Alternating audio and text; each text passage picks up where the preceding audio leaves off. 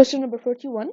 He gave you the density of the gold, which is 19.3, and the mass of the crown, and he wanted to know what volume would be necessary to prove that it is a pure gold.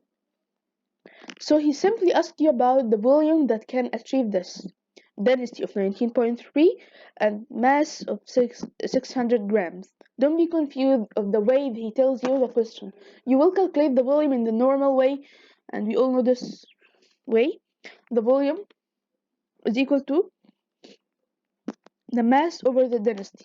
The mass is 600 grams, and the density is 19.3. So the result will be 31.1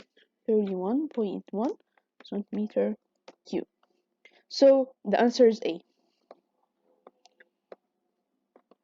Question number 42. He wants to know the density of the rock. The density is simply the mass of the volume. He give you the mass in the air and the mass in water. So the actual mass is the mass in air. So we will use the mass in air. But we don't have the volume. So we will calculate the volume. First, let's start with the buoyant force.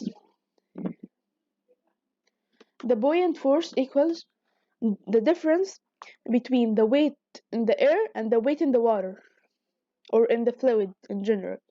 The weight in the air, which is W1, minus W2, which is the weight in the water. The weight in the air is equal to the mass in the air times 9.8 minus the weight in the water, which is the mass in the water, times 9.8.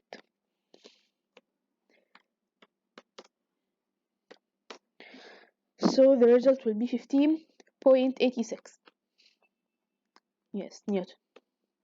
And you all know that the buoyant force,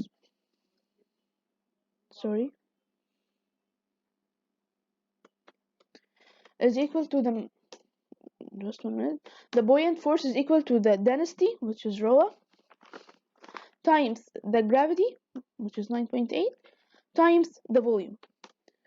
All of this we just calculated is equal to 55.86. So the density of the water is 1000 times 9.8 times the volume, which we wanted to calculate. All of this is equal to 55.86. Yes.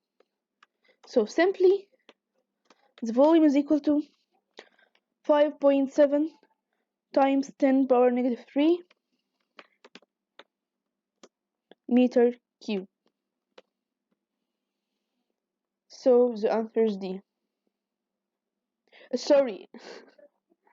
After this, we have to calculate the density.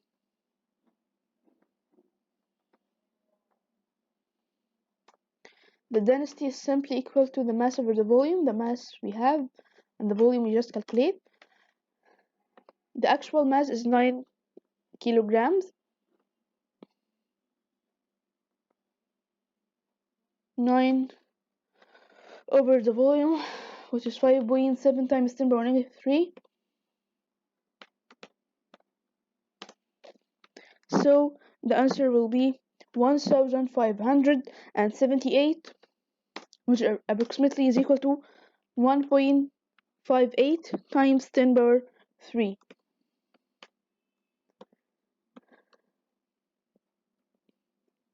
Kilogram meter square.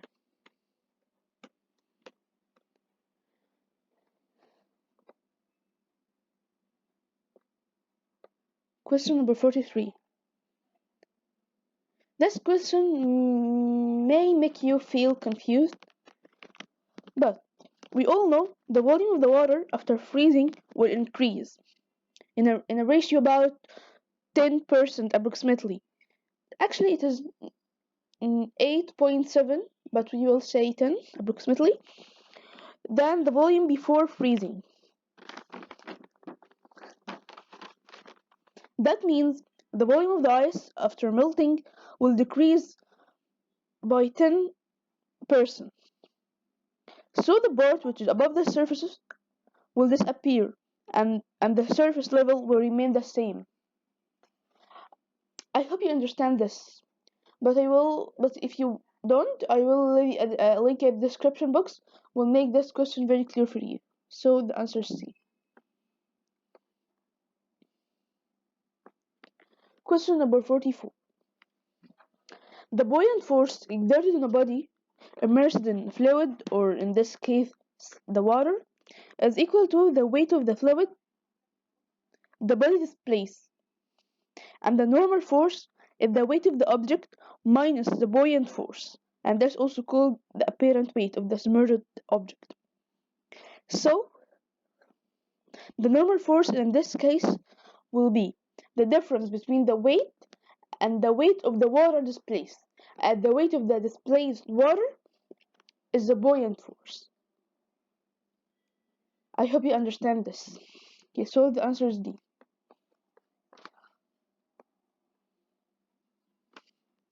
Question number 45. This is a free body diagram for this question. This is the buoyant force. This is the weight or the load which we want to calculate, the maximum load that the blimp can carry, and the force here, which is the weight of the helium. Okay? According to this free body diagram, the weight which you want to calculate plus the weight of the helium minus the buoyant force will be equal to 0. So the weight the blimp can carry is equal to the buoyant force minus F, which is the weight of the helium. The buoyant force, we all know the density of the, let me write density of the water times volume of the helium times gravity minus mg, which is the mass of the helium. So the density, let me write another way, of water times minus mg. The mass of the helium is simply equal to the density of the helium times the volume of the helium. So the density of helium times G. Density times the volume times G. Let us take V and G a common factor.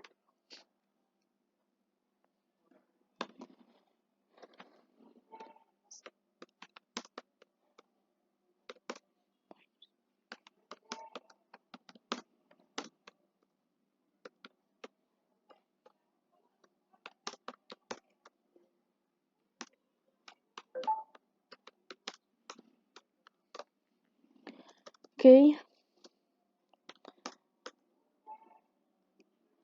The volume of the helium is 400 meter cube, and the gravity we all know it, which is 10 times the density of water, which is, sorry, in this case it is the density of the air, not the density of water, the air. I'm sorry, I mean air.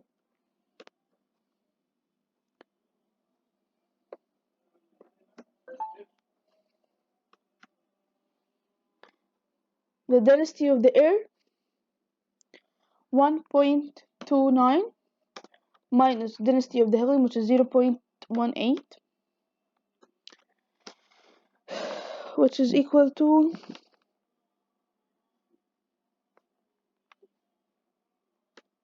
this number,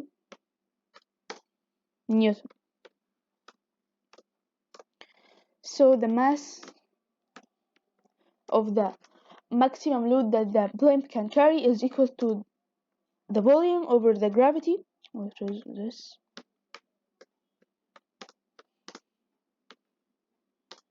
Kilogram. So the answer is D.